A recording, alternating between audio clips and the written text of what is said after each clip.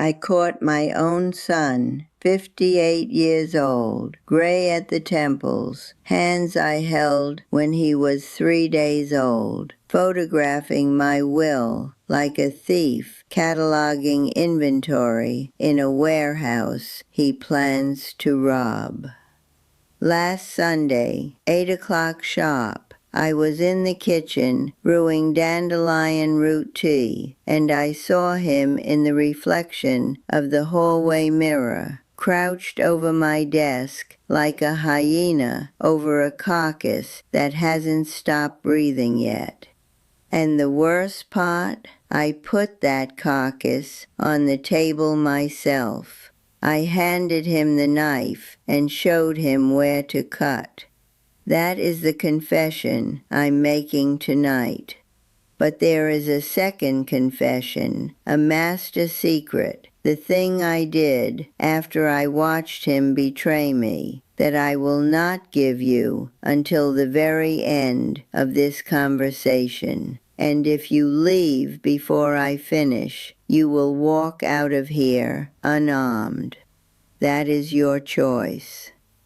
Let me tell you something that no financial advisor, no estate lawyer, no Sunday pastor will ever have the spine to say to your face. The single most dangerous thing you can do in your old age is not a bad stock pick, not a reverse mortgage scam, not even falling for a romance con artist on the internet. The most catastrophic move you will ever make is believing with that naive, romantic, utterly suicidal optimism that showing your family what you own and who gets what will bring peace. It will not bring peace. It will bring war. It will bring the kind of war that doesn't use bullets because it doesn't need to. It uses patience. It uses love as a mask. It uses your own blood against you. I built what I have with hands that this country was never designed to let prosper. Every dollar in my portfolio was earned against a current that has been drowning women who look like me for 400 years. The system does not want a black woman at 80 to hold an 8-figure estate. That is an error in their spreadsheet. That is a glitch in their machinery. And the correction they apply is not a bullet or a burning cross anymore. No, the correction now is a man in a tailored suit named Sterling who sits across from you in a mahogany office and says, with a smile that costs $300 an hour, that you should consider a living family reading of your will. Modern practice, healthy transparency. He said it would foster harmony. He said my children deserve to know. What he meant, what his entire profession means when they push this, is that your power should be inventoried, appraised, and made available for dispute while you are still warm enough to watch it be torn apart. They cannot stand that you hold the unknown. They cannot tolerate that the map to the treasure is locked inside a mind they cannot audit. So they dress up exposure as enlightenment and sell it back to you as love.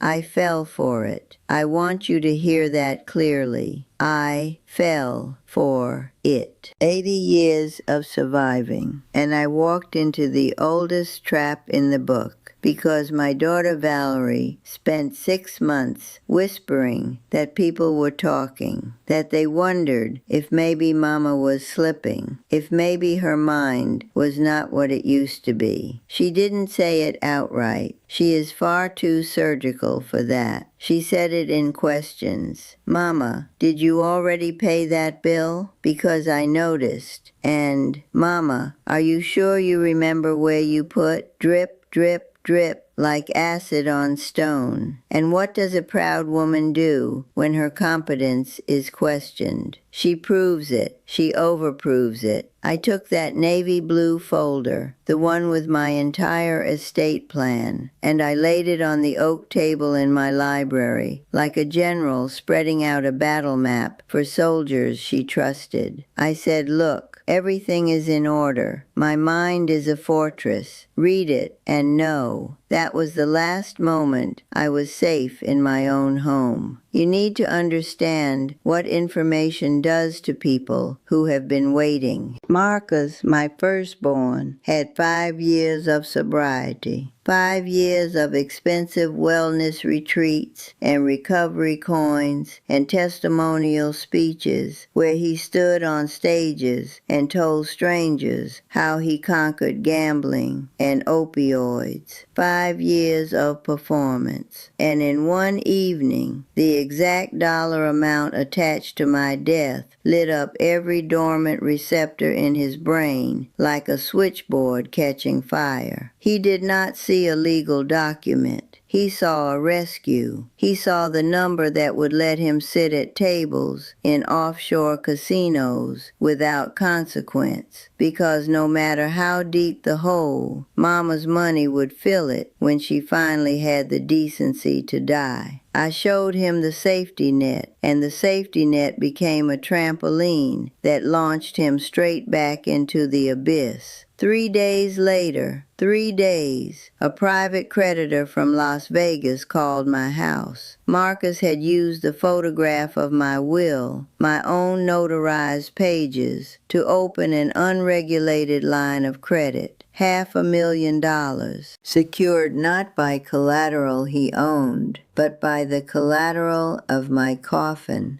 My death was his currency. My funeral was his credit score. If that sickens you, hold your stomach, because Valerie is worse. Valerie does not have an addiction. Valerie has something far more dangerous: arithmetic. She read that document, and within 48 hours, she had calculated that Marcus's allocation of commercial properties would appreciate 3% more than her portfolio over the next decade. 3%. And 3% was enough to turn my daughter into a predator wearing reading glasses. She hired a forensic accountant. She hired what I call a vulture attorney, the kind who advertises on bus benches near nursing homes. And on day 5, an officer of the court delivered a notice to my front door. My own daughter had filed for an immediate cognitive capacity evaluation. Her evidence that I was mentally incompetent, the $2 million donation I had earmarked in my will for a fund preserving African American historical archives. In her filing, my act of cultural preservation was reframed as clinical proof of senility. A Black woman choosing to fund Black history was, in the language of her attorney, irrational asset dissipation, indicative of diminished executive function. You see how the machine works? You see how the system arms your own children and then charges you by the hour to defend yourself against them? But before I tell you what I did next, and I promise you, what I did next will rewire the way you think about power for the rest of your life, you have to sit with this truth that nobody is comfortable saying out loud.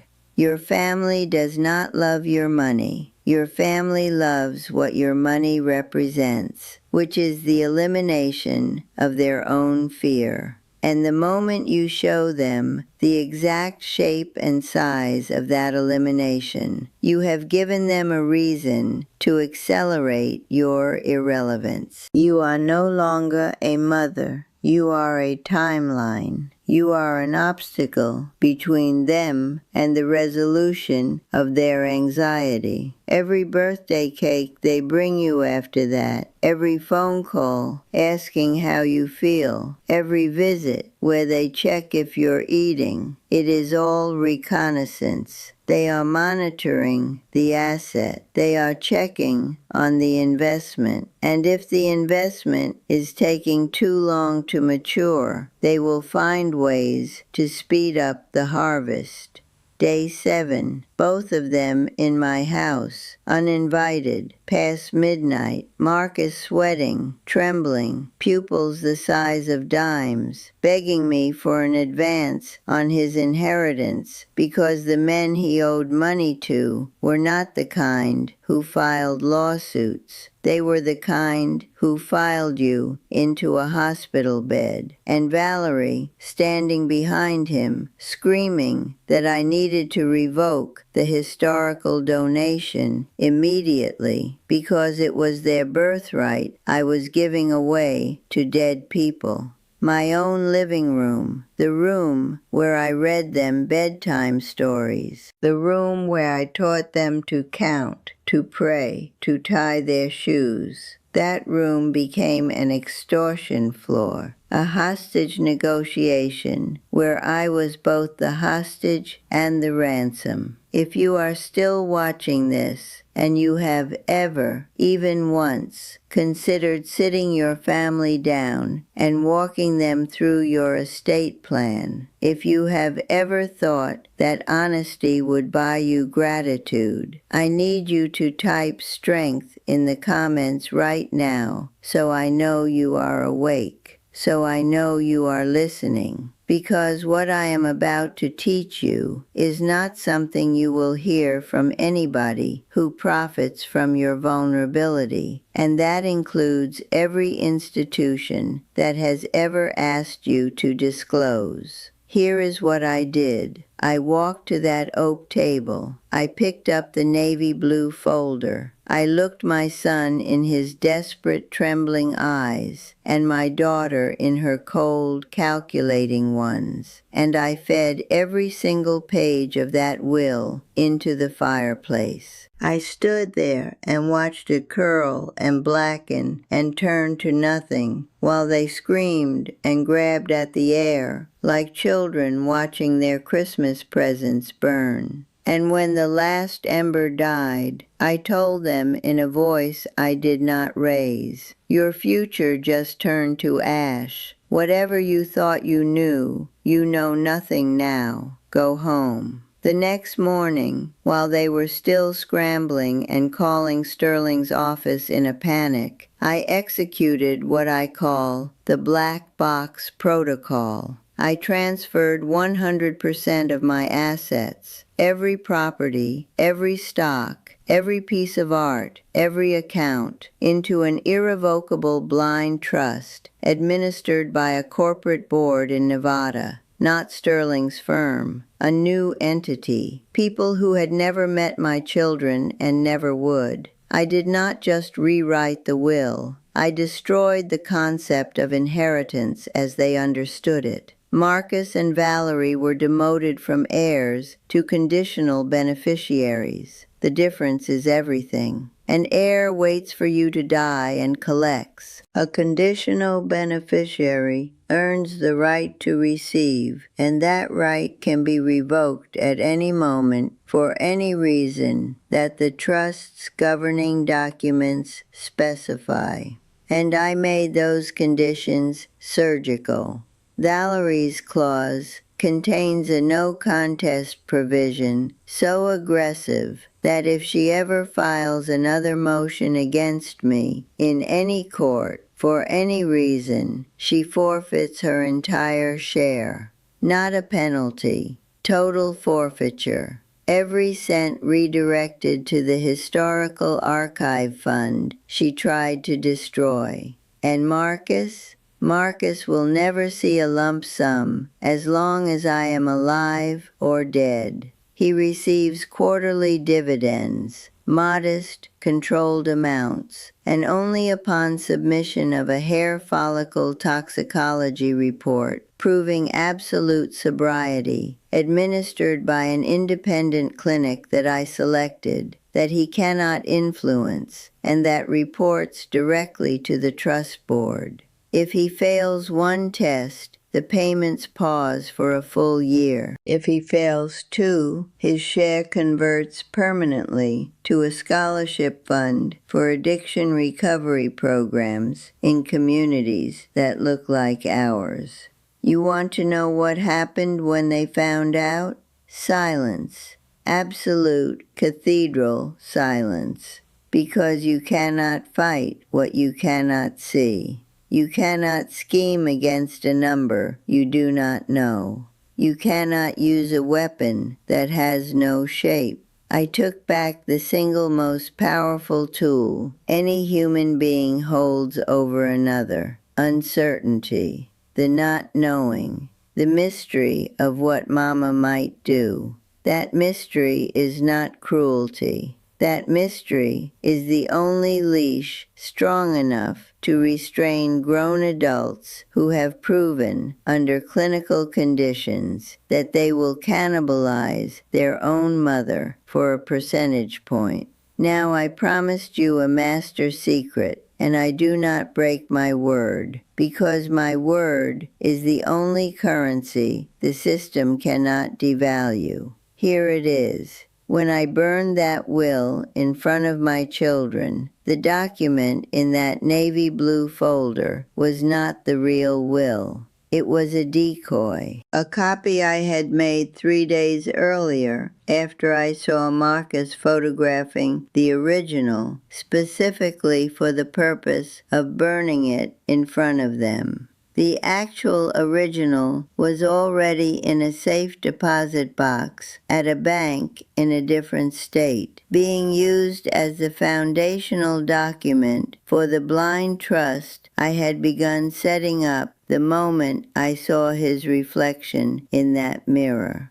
Every tear they shed watching that fire was over paper that meant nothing. Every scream was aimed at a ghost. I did not react emotionally to my son's betrayal. I used his betrayal as a starting pistol for a restructuring that I had already designed in my mind while I was still standing in that kitchen stirring dandelion tea. At 80 years old, I executed a strategic deception against my own children, not because I do not love them, but because love without architecture is just a building with no foundation, waiting for the first storm to flatten it. The system told me to be transparent. The system told me that openness was health. The system told me that a good mother shares, but the system has never cared about protecting me. The system cares about making my wealth accessible, auditable, and disputable, because every dispute is revenue for someone else. Transparency is not a virtue when you are the only one being transparent and everyone around you is operating in shadow. The word for that is not openness. The word for that is exposure, and exposed things get destroyed. If you have parents, go call them tonight, not to ask what they are leaving you. Call them to ask what they need today, because the women in my position, the ones sitting in quiet houses with locked filing cabinets and unlisted trusts, we are watching. We are always watching, and we are deciding every single day, based on what you do and not what you say, whether you deserve to be in the document at all. And if you are someone like me, 60, 70, 80, sitting on a lifetime of accumulated power, hear me clearly. Your will is your last weapon. It is the final move in a chess game that started the day your children learned what money was. Do not hand your opponent your playbook and call it love. Lock it in a vault. Burn the copy. Let them wonder. Let them behave. Let them earn the right to grieve you honestly, instead of grieving the account balance they memorized from a photograph taken at 8 o'clock on a Sunday night.